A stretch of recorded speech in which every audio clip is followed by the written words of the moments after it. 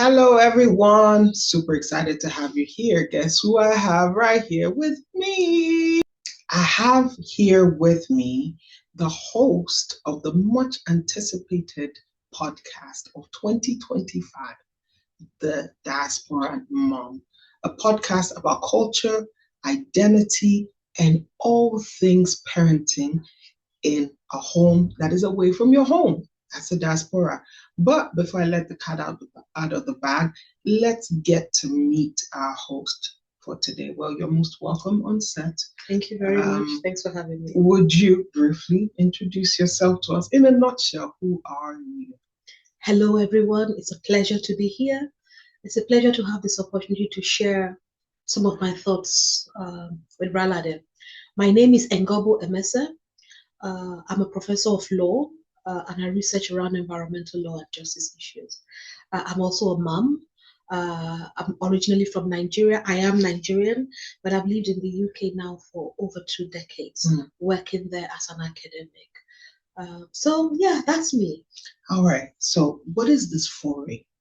I mean, you mentioned environment, you mentioned university, and then I say diasporan mom, and this seems like a departure, but that is typically for people who don't know you.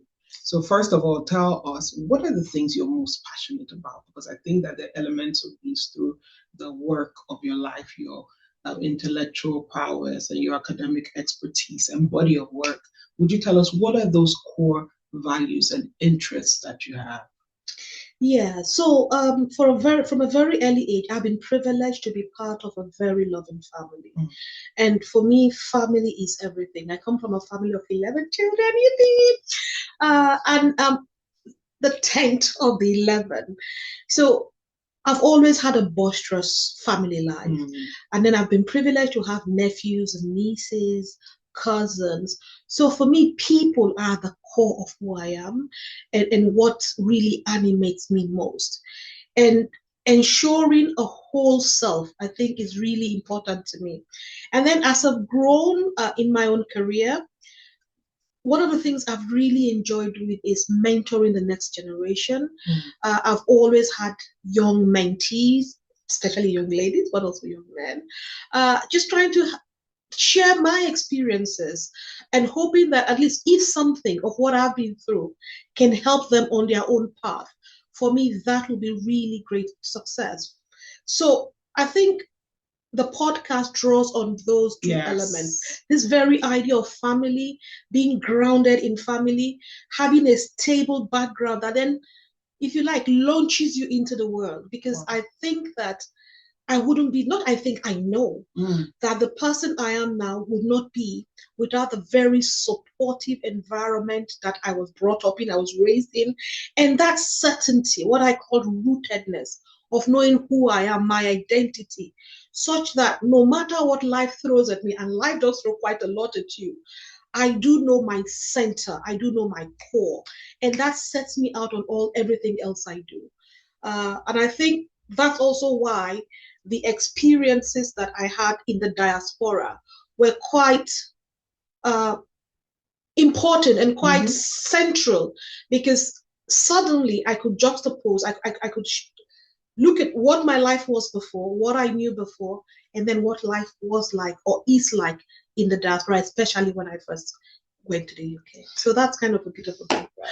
I love it. I love it. I love to have the front row seat to your life, because people who know you, there's something else they would know about you through the journeys of your life. This sense of justice has always been something you carried deeply. And whether you were advocating for women's rights or equality of the races when you made your way into the rest of the world beyond Nigeria, where you're from, it is something that you've keenly carried. That sense of that you are not less than anyone, and you're just as important. And the value of someone being so intrinsically and inherently valuable to themselves, not just to the world, but to them seeing themselves from those lenses as well.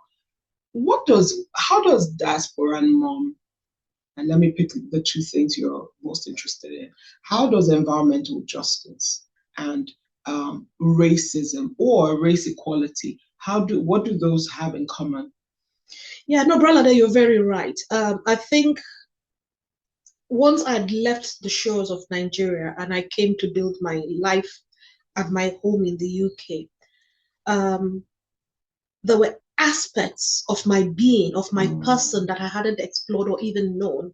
And I often tell people that when I was in Nigeria, perhaps the closest identity other than just Ngobodo, I would say, is I'm a woman, because gender was central. Gender was central in my upbringing. I never always liked it. I challenged it because I wasn't very comfortable in some of the gender stereotypes.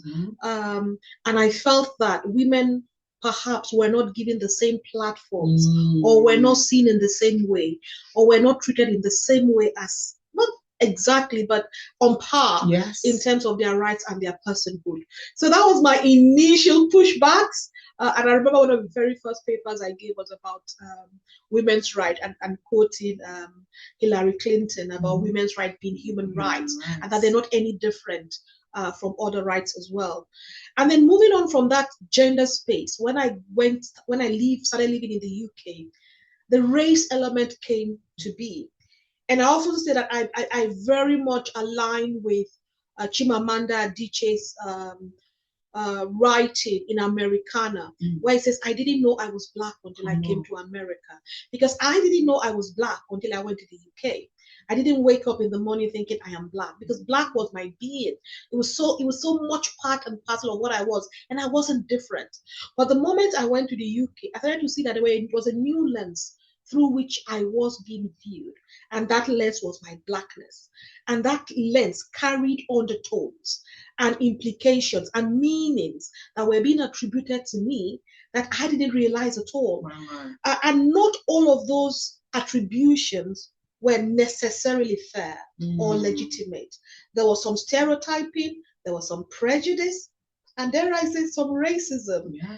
What in the literature we now call microaggressions, where you know that the way that you're being spoken to, or the way that you're being treated, or the way that something you say is being taken into account is because of your color. Largely because of how you look.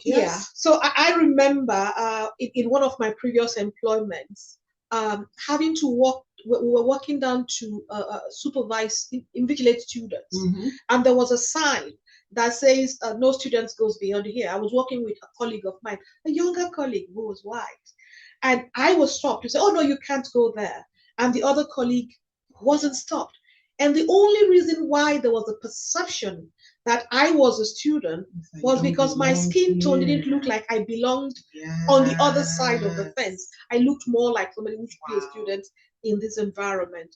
And so at that time, I started the BME Black Minority Ethnic Group Network at that university, and sort of started bringing attention to some of those issues. Because what year was this? This was, I would say, probably around about 2010. Wow, this has been a long time. It's been a while. So that was the, if you like, the early origins of that. And since then, I've carried on advocating around equality and diversity issues. And in my academic role, it's one of the extracurricular, if you like, activities that I'm most interested in, that I contribute to at the university. However, when it comes to the parenting issue, that is very much on the personal. It's not different. I think you're right. My interest in it draws on all of these the things that you are. Let me just insert myself here, because you see, what you call extracurricular is such a central part of our lives, isn't it? How we raise the next generation, how all of a sudden you now have a whole human being apart from yourself that you would willingly die for. Absolutely. And you start to see your values through the clearest lenses. You start to see your convictions so much easier. What was it about being a mother that let you know that this is a hill worth almost like putting your flag on? What was it about the next generation and the implications that portend for them that made you say, I want to take this cause on, I want to research into it, I want to study into it, I want to explore it, and I want to speak about it on this podcast? Where do I start? I think for me, I don't think anyone is ever prepared for that rush of love when you first become a parent, and where you suddenly realize that all of you is giving up for the interest and for the benefit of this person. Yes. You know, of course, as women, when you're pregnant, your body no longer is yours, you know, and your body for 9 months is geared towards sustaining this life, and you're happy and you're willing to do it. And then the other thing, other than the love and the joy, is the absolute terror that this life is relying on you. That they depend on you for food, you know, for being kept clean, you know, all of the basic comforts, bathed and all of that. But then as they start to grow, I think increasingly I realize this is a whole new person. I don't know if I don't think it's just me, because I've spoken to other people as well, and they felt the same way, which is that you think that because you're the one imputing into this child will be like you. And then daily as they grow, you find they're a whole new person. Yes, they take on your values. Yes, your principles you can instill in them, but it goes through their own filter, their own personality, their own character. And you realize this person is here on their own journey. For me, that was critical. And I think I started to realize this as my son became more and more independent. And in his early teenage years, I really could see that I'd like him to be a mini me, but he really isn't a mini me. He is his whole person, you know. And there were aspects of his personality that were his dad's. There were aspects of his personality that was mine. And there were aspects that was uniquely his. And he was seeing this world through a own lens. And I think at that moment, it became critically clear that all I could do for him was provide the environment, the safe space, the values, the principle to help him navigate the world himself. And also at the same time, being an academic, I was entrenched in the world of young people. Young people have always been part of my life. And I've loved it because I often say that it is the only reason I feel young. Because every year they're younger. And so you kind of help catch the lingo. So being around young people also clearly showed to me that what I call the diasporan experience, the uncertainties that I felt in that space of parenting. Because when I realized, look, this was all down to me, but I didn't have my village. I was fortunate that when I had my son, I was still back home in Nigeria. I had my family around me. For the first few months of his life, if I'm being honest, I was only, if you like, the food machine. Beyond that, I was supported to look after him. You know, people will help carry him. People will help bathe him. In fact, I didn't bathe him for the first, I don't know how many weeks of his life, you know. So back home, the whole support system around your mothering is set up. And you have people to ask questions and all of that. But when I got to the UK, there was none of that.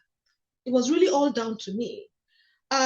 And oftentimes, even when you look around, you find that the way of parenting is so different from yours. So an example for me would be, I think it was in a car, I think it was about 5.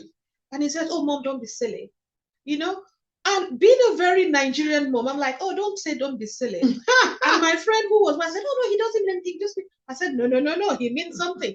And in that moment, you realize, because I was very sure that if my big sister was by me, or my friend who was Nigerian, who was schoolmate was by me, they would have reinforced that thing of, oh no, you don't tell your mom you're silly.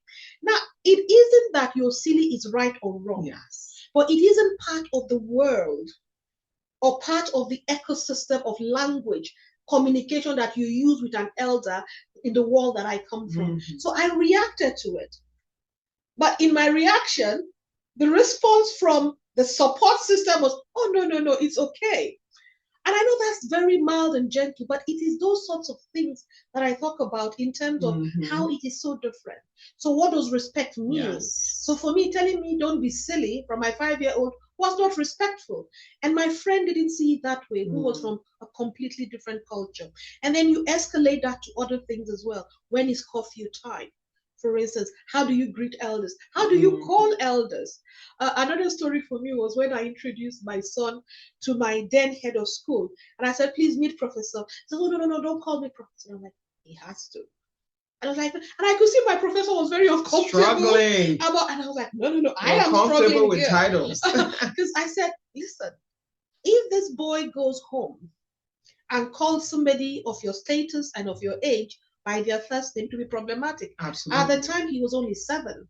So I was trying to inculcate in him what in my culture, in my setting, would be respectful. Acceptable, yeah. And of course, in the other culture, it isn't. And how do you navigate that? And that sort of goes all the way to even much more bigger things. For instance, around expectations, ambition. What is that right space for you to be ambitious for your child or so not? Many things. There's so many things. So yeah, those were some of the things early on that got me thinking that these were things that were worth looking at. Yes. And even if it was not an area of active research for me, because it isn't, I still am an environmental law professor. I wanted to know more about it. I wanted to explore it more. And having done so for so many years, I think it's time to share that with the community, and hopefully we can all learn and grow from it. Absolutely. When we talk about how there's one of these quotes that says that we are, I think you even said it in one of your episodes, how that if one of us hurts, then the rest of us hurt, because we're all part of a larger system. So when you look at the environment, just like what you all do with the environment and how you're researching maybe the Niger Delta of Nigeria and someone else is researching the Amazon and so on and so forth, it is not almost like this niche or this small microcosm. Somehow it is a part of a larger whole, and it has implications for the rest of the globe. So when you look at a continent like Africa and you see that there are 200 million people from Africa itself, from over 1 billion in the diaspora, and that's about the size of the whole of Nigeria, which is the largest nation in Africa. You see that this holds implications across the whole globe. This is why this topic is so important. Tell me, why is it that if we learned these things and went with the themes, mastered the themes of identity and culture and adaptation that you speak about, what would it do for these families as they migrate for economic, trade, and even safety purposes? What would it mean for them? Oh, so much, Brala. There's so much.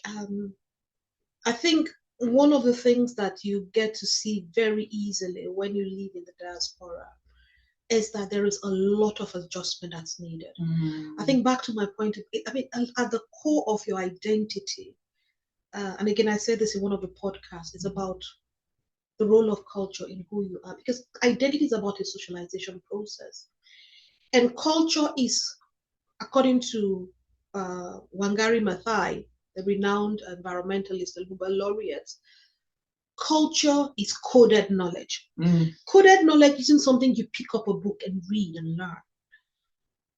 It is what you know because it is part of your being. It is a lived experience. Yes. And for the diasporan, when you go into a new environment, and I think it's really important that people understand this, when you go into the new environment, you don't have a sense of that lived experience. It is not coded knowledge.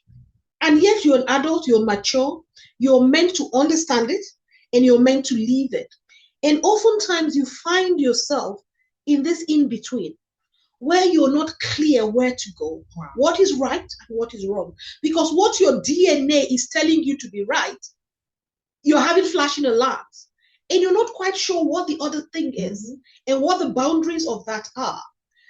And I often say that their parenting styles,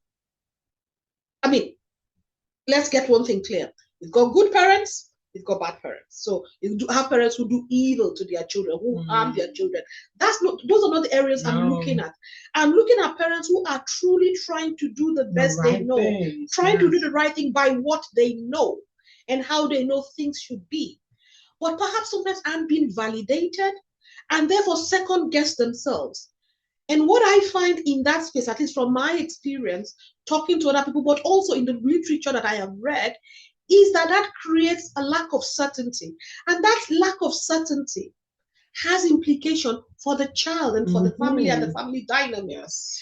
And oftentimes you find what we call a crisis of identity when children are trying to navigate two worlds.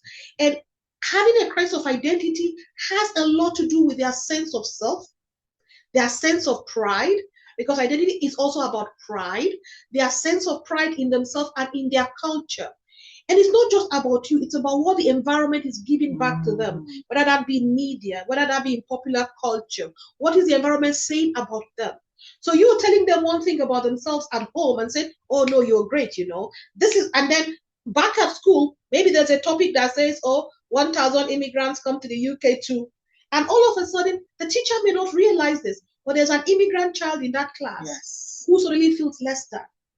And you don't know, and it's death by a million cuts. So you have a little bit of cuts every day.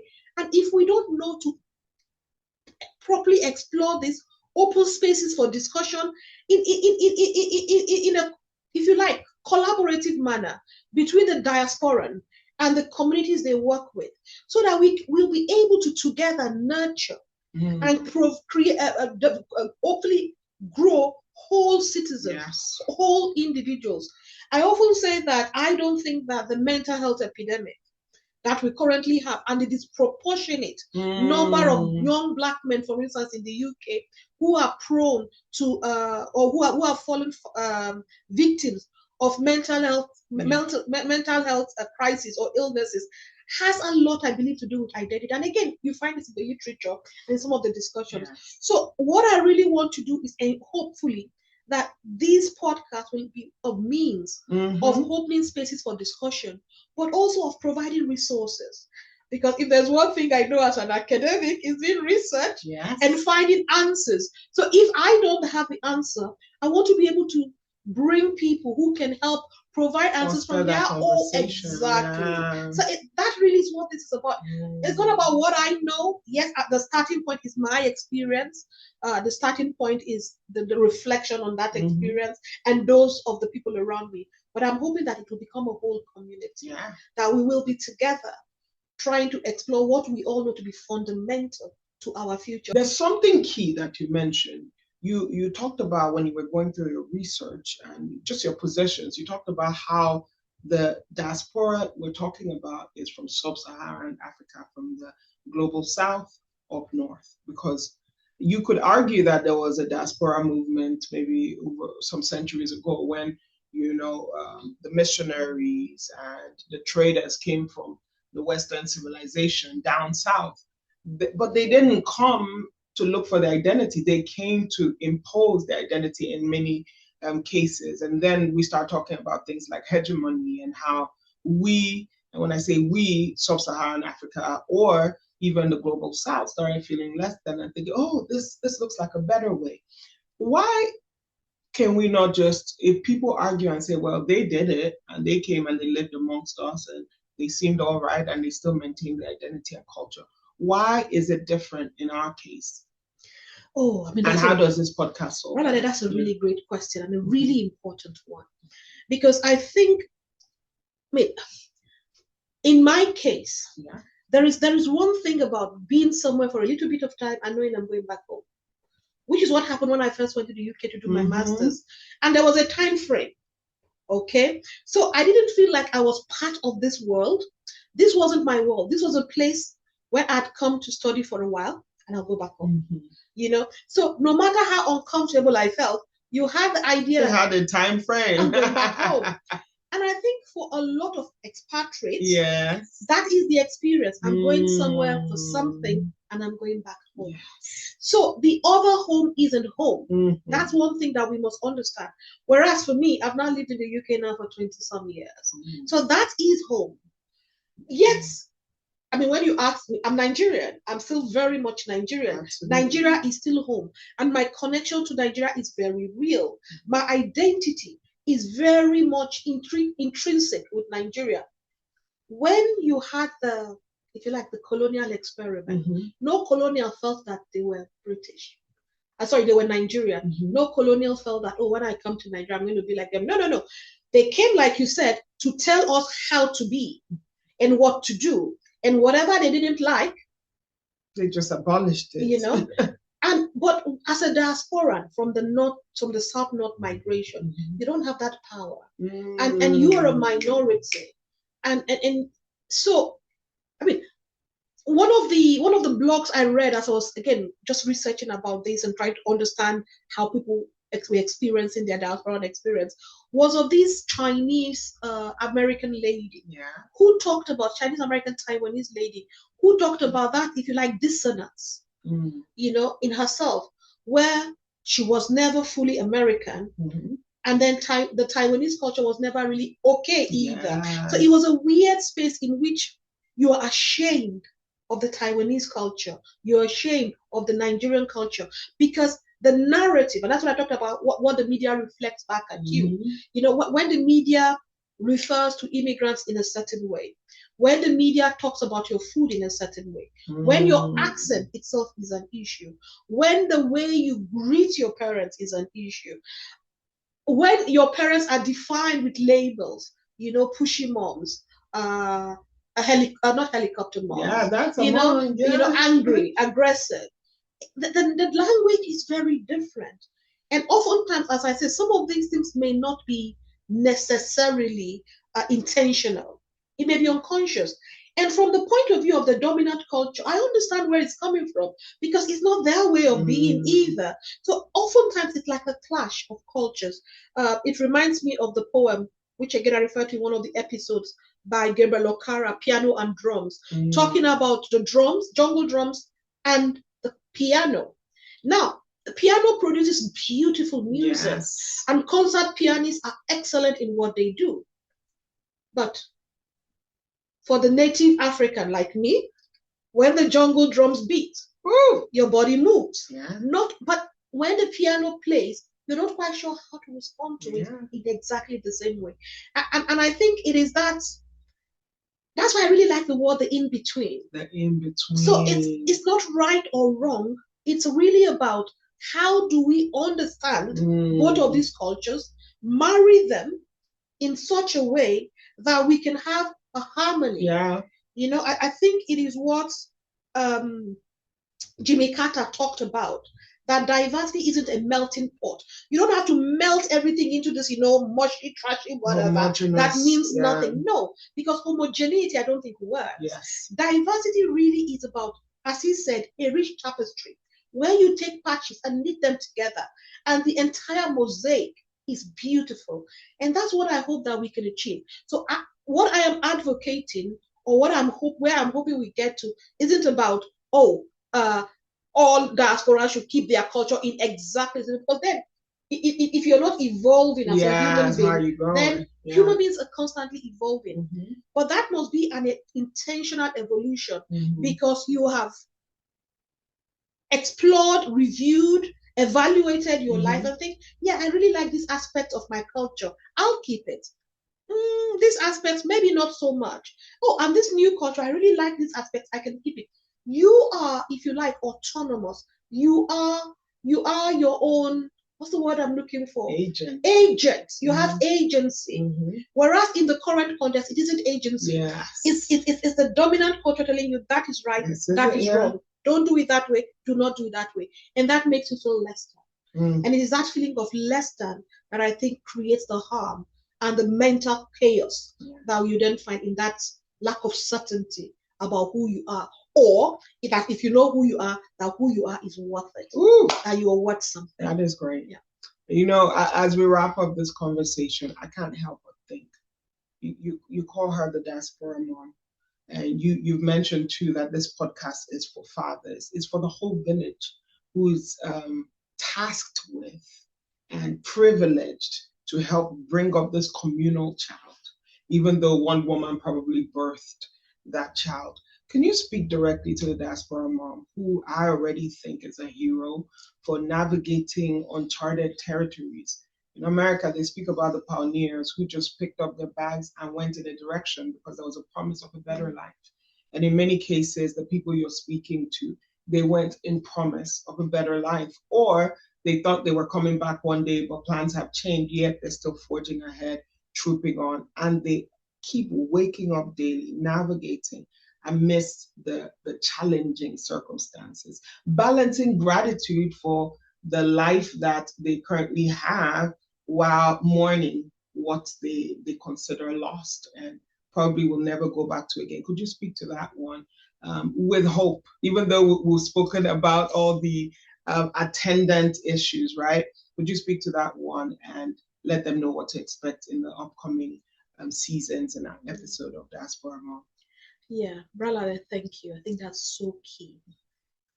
For every person who's made that journey of leaving the known for the unknown, for either the dream of a better future, expectations for a better life for your offspring, or maybe even just to contribute your quota in one form or the other. I say it's the most difficult thing. You've already done it. You've already done it. You've made that move. You're here in the diaspora. And the fact that you made it makes you a hero. Because we know it's not easy. We know that. And you've not just made it, you're thriving. You're competing on an equal level. You're making a path for yourself. You are confounding your wildest fears already by being here doing what you're doing. But I also want to say that that feeling of uncertainty, that sometimes lack of assuredness that you feel is not unique to you. And therefore, you must never beat yourself up about it. We've all been there. And that is why I think one of the reasons why this podcast for me is really important. Because I want to validate that experience and to say, for somebody who's been in your shoes, I've walked it, I'm walking it. And there are millions others who are walking it.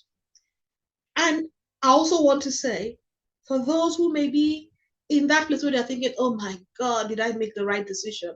Can this ever work? Please listen to the episodes that we have. I explore some of the issues for this first series. It's really to, and I think it's a very researcher kind of way of doing things. The first series is really to just name the themes, explore the broad themes around these issues that I have identified, but also to bring in the voices of those who are also in the diaspora, their experiences. And I hope some of the things that they say and contribute into this will help you to understand that there is a village out there. Yes. There is a village out there, a community that is available. And if we can pull together, we can support each other to ensure that we are able to build together and ensure that we are whole, that our children are whole, that our families are whole, and ultimately that our society is whole. So that's what it's about. And thank you very much. Welcome you to the journey with me. Let me take this opportunity to celebrate you for braving this new world. And it is bravery, actually. For braving this new world and taking the bull by the horns. Yeah, no, Ralad, I just want to say on that point, it is true, because me doing this, yeah, I think it's the bravest thing I've done, because as an academic, I do research and I do public speaking. That is not a problem in some ways because I'm used to it. But you're researching things and you're bringing facts and data. But I think with this podcast, it's really about my lived experience. And so that brings with it some level of vulnerability, and almost having to open myself up. But I think that it's worth doing. We've got to take that step. And until we all begin to speak openly and explore these issues together, these experiences together, we may never find a common, or we may not find all of the support that is out there for us. So yeah. One thing I love about our cultures, call it developing economies, call it third world countries, is that we're collectivist. Per our culture, we're not individualistic. That means as you listen to this podcast, you are inviting your sister and your sister's sister-in-law and her brother-in-law, cousin, auntie, everyone, so that as a family, as we learn these lessons and we talk our lived experiences, because you're the only expert in you, you're the only expert in your child in the way that you know that child to be. So imagine that we all brought our data and just agglomerated it and analyzed it and came up with our own personal solutions for our circumstances. It's about to be beautiful in our homes.